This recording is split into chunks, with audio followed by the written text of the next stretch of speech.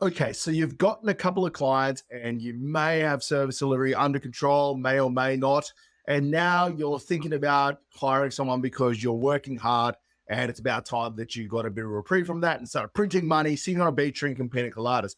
A lot of people are very hesitant to hire for their agency, and it's an instinctual thing because they know it's a very important deal. And honestly, I'm speaking from experience here, it can literally make or break your agency. And there are two numbers you really need to know in your agency before you go and hire anyone. And if you don't know them, it's going to cost you a lot of money. So in today's video, I am going to be sharing with you an unreleased course that's going to be released sometime in the future. I'm going to show you a presentation from that will hopefully clarify those numbers for you so you know when to hire with confidence. So for those who don't know who I am, my name is Uncle Jimmy. I've been running my agency, My Online Guy, for over 8 years now, and I'm just sick of this space. There's so many fake gurus touting a whole bunch of fake crap, and I'm here to stop that. So if you enjoy videos like this and you want to learn more, make sure to join our school group. It's in the description of this video. We're shooting pretty straight there and there's lots of engagement, and it's a great place to learn service delivery because that's what I focus on. So with that out of the way, here are the numbers you need to know so you can hire without absolutely destroying your agency. All right, guys, we are getting into the meat of the foundations module, which is, can you afford to hire a team member? Everyone asks this question. Like everything else, there is a right way and a wrong way to go about doing it. And one of the wrong ways to do it is hiring willy-nilly. And I see a lot of new agency owners who hire their first remote team members willy-nilly without giving much thought to anything except feel. So they go, oh, I feel like I need someone else, or it feels busy, I better hire someone. This is a massive mistake, and I've made this mistake too. If you've been in any of my coaching calls, you know this is one of the biggest mistakes I've made. And that's what I'm trying to do, is stop you making the mistakes I made. And generally this leads to people hiring too early or too late. And it's also not fair on the person you hire, because either they won't have enough work or they'll have too much work and they won't be onboarded or trained properly. So we're not going to hire willy-nilly. We are going to try and be a little bit more scientific about it. So there are some key metrics you need to know when it comes to hiring remote team members and when you can afford to hire them. There's so many that you can use to determine if you can afford to hire someone, but we're just going to focus on the ones that make a difference, because a lot of people try and use an arbitrary revenue number to decide if they can afford to hire. We spoke about that earlier, why that's not the best way to go about it. Or they hire because of how much pain they can remove. We spoke about that. And there's a lot of different ways people can use to justify the cost of the help, but we need to focus on ways that we can measure. So there are two metrics that we can use, and I'm going to talk about the first one here, which is capacity to keep the person employed. So one of the hardest things to work out when hiring an RTM, which is a remote team member, you're going to start hearing that more and more as we go on, is knowing if you have enough capacity to keep them gainfully employed. Your first hire is reasonably straightforward, as there will generally be a general VA, like a general hire, and you've already built a starting task list. So we would add the total. So sometimes you need to take into account future capacity. So I would start saying free capacity. So what I'm saying here is, like, we're in that last spreadsheet, the last task list we worked out 5 hours a week, right? Let's say that's what they've got. So it's pretty straightforward when you're hiring your first people, because you know kind of what they're going to do as a set seat of tasks. So if you just hired for someone for $5 hours a week, they're going to be gainfully employed. They're going to be doing that. Now we need to take into account capacity. So we need to add an extra 50% of that. So if we're hiring someone for 5 hours a week, I'd actually be hiring for 8 hours a week, because you're going to give them more tasks as you get more confident in their ability to do. And I would also talk to them about potentially this is going to grow into a full-time role. So, if a task list that you have created, the seed task list, requires 10 hours a week at its current state, then add 5 hours a week to that, and you can probably confidently hire them and keep capacity up to keep them gainfully employed. And understanding capacity, you're probably sitting there going, oh, that's pretty straightforward. But actually, there's a lot more to capacity than what we're talking about here. And understanding capacity is grossly underutilized, but super important as a metric to understand as an agency, and not even just hiring, just as an agency in general. If you want to have a successful SMMA or agency, you need to know exactly how long it takes to service each client. Generally, it's hell for me if I talk to a business owner, agency owner, and they don't know how long each client takes to service. Because generally it means that you're not tracking the time. And so you need to be tracking the time you spend on each client during the day. And that needs to start today. That's something you need to start doing right now. And it's super important to know.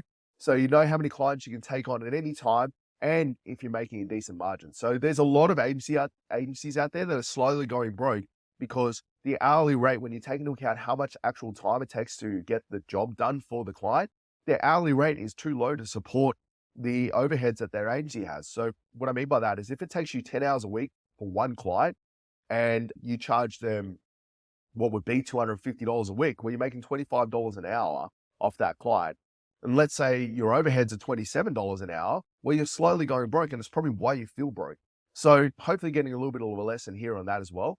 The best tool for this is actually not pen and paper, it's actually Toggle. So if we go back to Toggle here, you can see, you can set up each client as a project, right? So like if we wanted to do this, let's say the client, let's create a new project, and that would be whatever client. So you'd add a new client here and you call it Jimmy. So let's say I'm the client. So you would have your client base in here, and the project might be Facebook ads, right?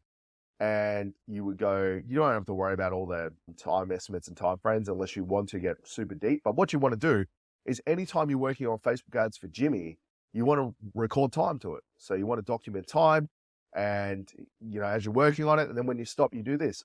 After a week, you'll know, okay, well, I spent 5 hours this week on Jimmy's campaign. Am I making a profit? Do I have capacity to take on more people? And that's what we're going to try and establish when we're talking about capacity. So I'm going to try and use an example I made here as an example of that. So let's say you've done the Toggle, you set up a client in your Toggle account for time tracking, and it takes you 5 hours a week to manage one client. So let's say Jimmy, you've documented your time on Jimmy here, you've recorded all your time, and it's totaled up to be 5 hours. When you look at the client, it's totaled up to be 5 hours on Jimmy here. So if you go to analytics, you'd see, if I go into me, took 5 hours, right? And that includes media buying, appointment setting, admin, talking to them on the phone. Anytime you're doing stuff with a client, it should be booked to their time, to their account, the same way a lawyer does. Like if you were to call a lawyer, they would charge you for that time. Now, what we're doing as an agency is charging that time in advance, or charging that time by end result, but you still document that time. Let me just double check if that's fine. So 5 hours a week you've spent, right? So let's say of that 5 hours a week, that works out to be 5 hours on the client, and then you spend 5 hours a week on admin on your agency. And then let's say you spend 10 hours a week on sales activity, and you spend 5 hours a week on marketing activities. So that would be 40 hours a week, right? So 25 of that, 25, 30, 40, yeah. So 25 of that 40 hours is taken up, right, by doing things. So you got the 20 hours plus the 25 hours of your 40-hour week is taken up just running the agency and looking after the one client that you have. So based on the above assumptions, you could comfortably take on 3 more clients based on a 40-hour week. So if each client takes 5 hours, say for instance, and 25 hours of your day is taken up, you're supposed to be working a 40-hour week. Some of you may push harder than that, but 40 minus 25 is 3. 15 left divided by 5 15 divided by 5 is 3. So it means that based on your current activity level, you can take on 3 extra clients comfortably, and you can probably get them the service that they require based on what previously you've had to do for clients. Now let's continue and extrapolate this out. So let's use the same example. Let's say you have one client, it takes you 5 hours a week to manage that client. And of those 3 hours, you can take 3 of those hours and train anyone to do it. So let's say you've gone through your base task list and you see, okay, yeah, like checking click-through rates and doing all this stuff can be done by anyone once trained how to do it. Then you spend your 5 hours a week on your agency, you spend your 10 hours a week on sales activities, and your 5 hours a week on marketing activities. So based on the above assumption, you could comfortably take on 7 more clients with 1 extra team member assisting with media buy. So you would hire 1 general VA that would take 3 hours a week off your plate with the client doing odds and ends, right? So there would be a general executive assistant, virtual assistant that you kind of train to specialize in a way to do media buying. That's what the task is. So it's 40 divided by 40 minus 25 leaves us 15. And then if you divided that by the hours that you have to contribute to that the time is taken over by the virtual assistant. So you would be able to take on 7 more clients if you had that. So that increases your capacity by taking on this general VA. Now, let's say you had a media buyer assistant, so it's a general VA that you trained up, and then you hire a general VA as well. So let's say that just does odds and ends in the agency, like admin. So let's say you manage one client and it takes you a total of 2 hours a week to manage that. So remember, 3 hours a week is going to the general VA that's specialized in media buying, assisting. And then the other 2 hours you have to do because it's maybe specialist stuff that only a specialist media buyer would know. And then you would spend 1 hour a week on admin for your agency. You spend 8 hours a week on sales activity and 3 hours a week in marketing activity. So you can see these numbers have gone down. And that is because this is the presumption that we're hiring a general VA to do some of the media marketing activities, some of the sales activities, and some of the admin in your agency. Now, you notice how it's not completely removed off your plate. That is because there's only certain things that you can do. Like, you've got to do some of the calls, but someone can like document the call, someone can reply to them, someone can book people in. That can be done by anyone. Same with admin, same with marketing activities. There's things that anyone can do. And that's how going through our time audit and devising that stuff and working out what we can do versus what someone else can do is important. So if we base it on that, we can take on 14 extra clients in our agency. We have capacity for 14 extra clients with one remote team member assisting with media buying and one assisting with just general work, general VA type work. 40 minus 12 equals 28. 28 divided by 2 equals 14. That's how that works. So let's say then, so like that's the cliff notes of how you work out capacity. You work out how long it takes you to do things, and then you make out, you come up with assumptions of what will happen if you hired someone to do something. So you may not have 14 clients now, but like if you're at 3 clients by yourself and you're sitting there going, oh, I need to get bigger, well, then you're going to have to hire someone because capacity wise, you have no more, your agency is running at 100% capacity. Let's say, for instance, you're here and you have 5 clients and you wanted to get to 14. Well, you're running at, if you had these 3 people, you're running at 25% capacity. But if you just have one of them, you're running at like 80% capacity, which means that to continue to grow and continue to get bigger, you need to hire someone. That's why capacity is super important. Now, hopefully I explained that well enough. If not, you may have to go back and watch this at a slower pace and just watch it again and again, just this section, because it's really important to understand. Like, capacity is the pulse of your agency. A lot of agency owners, they'll just be either over capacity or under capacity because they just don't know how to work it out. And it all starts by knowing how much time you spend on a client. So scaling your team using capacity is quite straightforward if you understand the numbers that we were just talking about there. So the primary goal of running an agency is to try and run it, you and your team, as close to max capacity as possible. Like, you want to be as close to like 80 to 100% capacity as you can. So if you hire too many people, then you're going to be under capacity because you're going to have too many people. The work's going to be spread too thin across them all, and most people won't be working at full capacity. The opposite can happen where you're above 100%, where you're working at 120% capacity, where everyone is doing extra hours because you need someone to spread the workload a little bit better. And the thing is, when you're scaling with capacity, in most cases, in most businesses, you become the bottleneck, as in the previous example, right? The physical limit to you taking on more clients is actually you and the 2 hours a week it takes you on average to work with each client, or the 8 hours it takes you to work on sales activities. So as you scale up and you work out, okay, I'm at sort of max capacity, I need to start freeing up my time. That's when you can look for more specialized roles, or you can start to promote people into more specialized activities, or look for people from developed countries to work remotely to take some of this stuff that only you can do because of the fact that you're from a developed country. Your secondary goal then becomes to remove yourself from the bottlenecks and focus on revenue generating activities. Exactly what I was just saying before. So the thing is with capacity, a lot of what people do is they remove themselves from work and then they don't replace it with revenue generating activities. So like, if you take the 2 hours a week that you've been freed up here and you don't use it to go to paying for these people, then you're going to go broke eventually.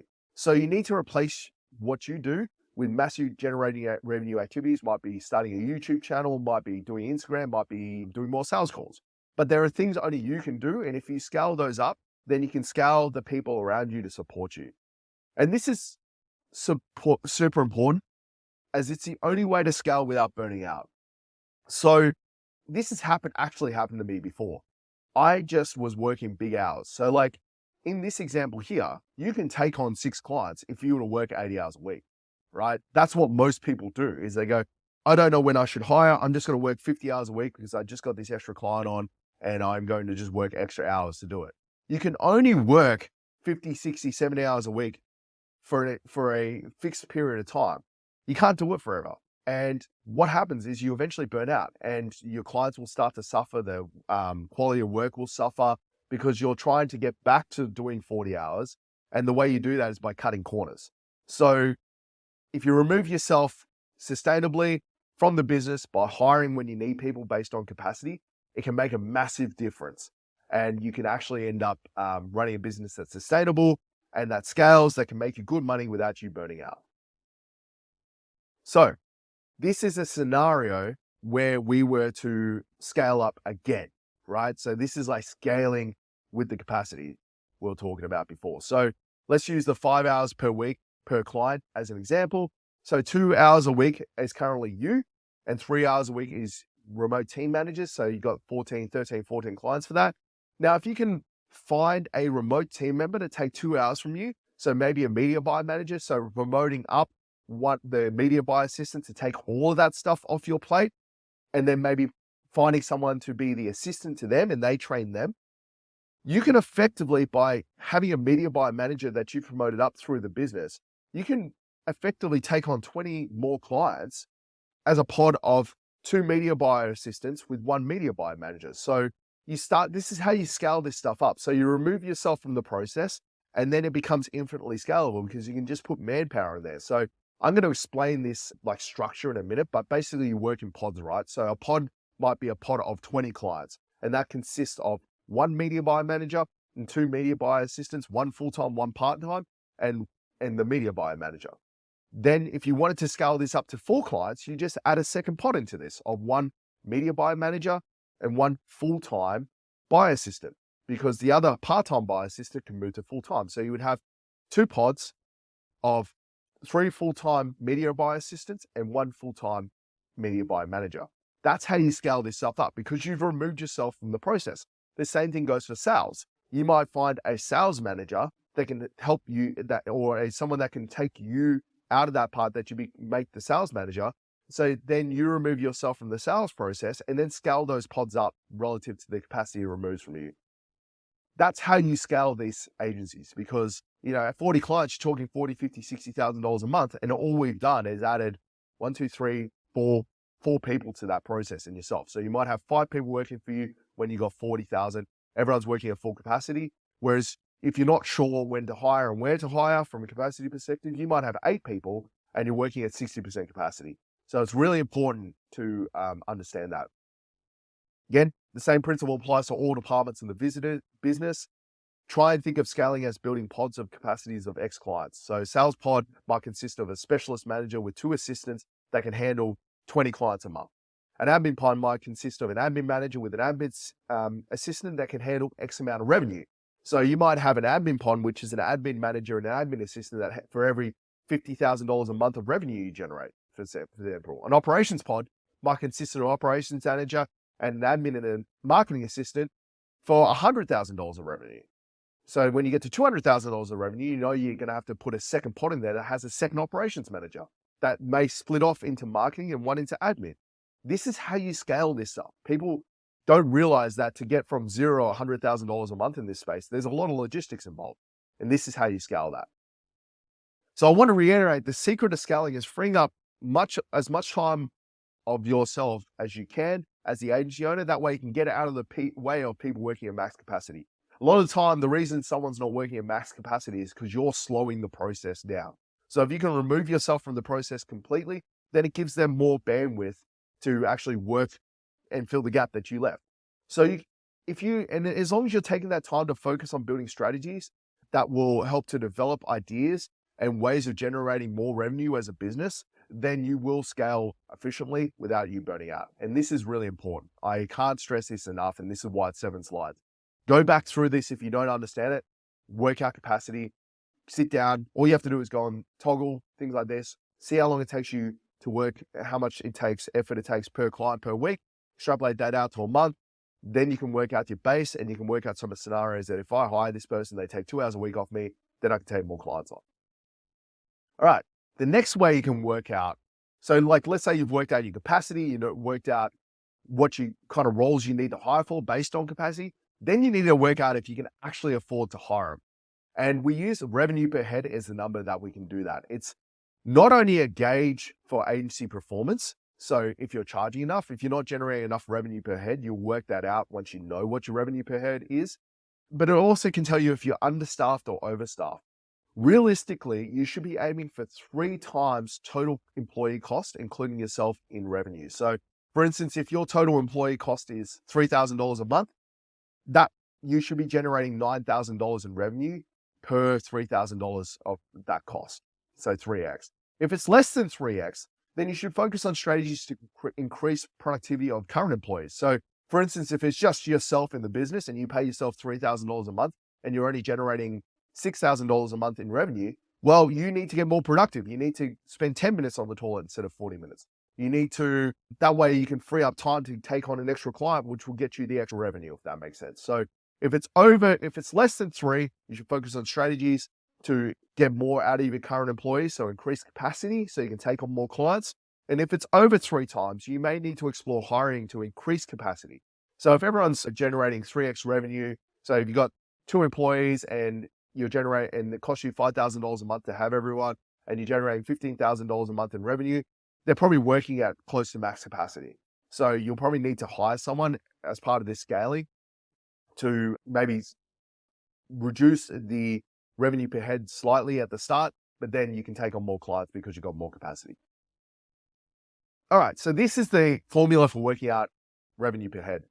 This is the simple way. There's way more complex ways you can do it per department of your agency. That's what we actually do. But at the start, you don't need to do that. You just need to do a back envelope calculation. So total revenue generated over a period, monthly, quarterly, yearly, divided by agency headcount.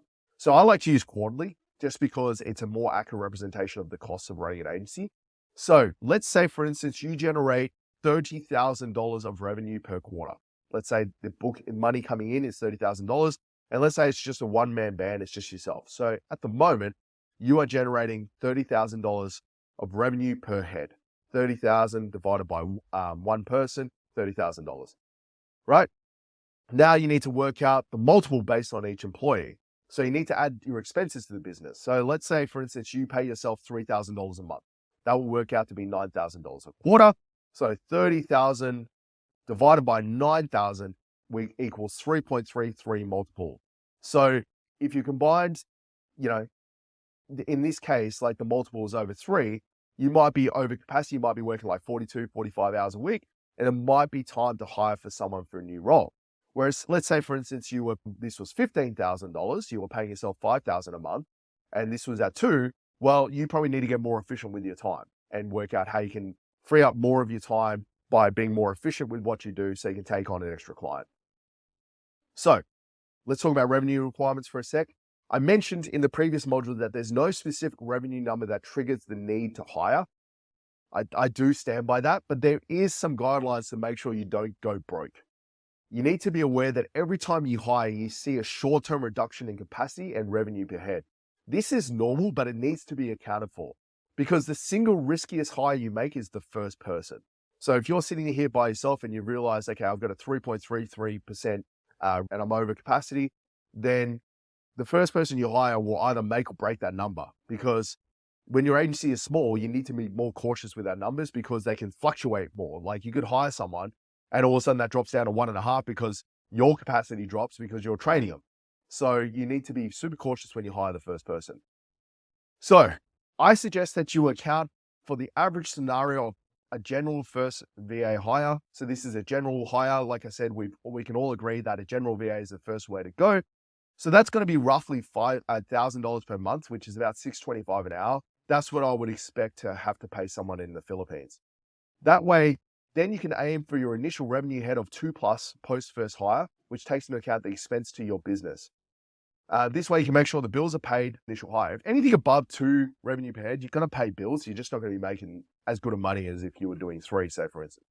So if we're using 30 the initial scenario, which was 30,000 divided by 9,000, which is a 3.33 multiple. And then if we were to hire someone, right, this would become 30,000 divided by 9 plus 3,000. So it'd be 13,000 divided by 12,000, right? Because we're talking quarterly. So $1,000 a month times by 3 is 3,000. So it'd be $12,000 would be your overheads, including what you're paying yourself.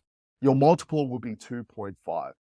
And as long as the time you free up by hiring this general VA is with the new hire is used for revenue generating activities, I would be confident to hire in this scenario. So you're always going to see a short-term drop. This may even drop to 2 as you're training, but that will increase back up to 3, somewhere around 3 over time as this person starts to get more efficient and starts to be able to help you more. As long as this doesn't drop below 2 when you hire, you should be okay. And like I said, the first hire is the worst. As you get on, the risk reduces, so you can get closer to 2 and 2 as you need to. So the higher you make this multiple at the start, the less chance you have of going broke when you first hire someone. And that's it.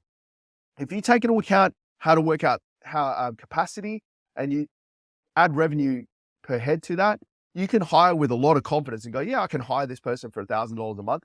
That then sets your budget when you're looking for someone, and that makes it way easier to work out who to hire.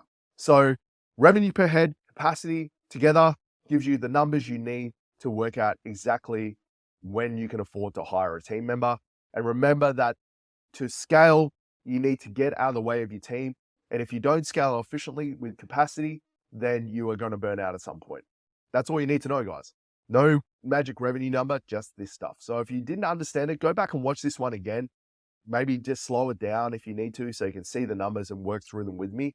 But these are the numbers we've used to scale to 127 a month, 127 grand a month. This is how we've done it in a way that hasn't burnt me out.